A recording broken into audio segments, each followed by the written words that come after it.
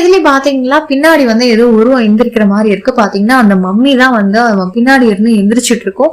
இப்ப அதை பாத்துட்டு அப்படியே எல்லாரும் ஓடி வராங்க. அவங்க 2 பேரும் ஓடி வந்து அந்த இன்சார்ஜ் இருக்கான் இல்லையா, அவர்கிட்டதான் வந்து சொல்றாங்க, இங்க மாதிரி ஒரு பெரிய உருவம் இருந்துச்சு, ஒரு மம்மி இருந்தது அப்படின்ற மாதிரி சொல்லிட்டு இருக்காங்க. அது எந்திரிச்சு நாங்க பார்த்தோம் அப்படின்ற மாதிரி சொல்லிட்டே இருக்கும்போது காமிக்கிறாங்க, இங்க குண்டா ஒருத்தன் இருந்தான் இல்லையா, இப்ப அவனை பிடிச்சா அப்படியே இழுத்துட்டு போகுது.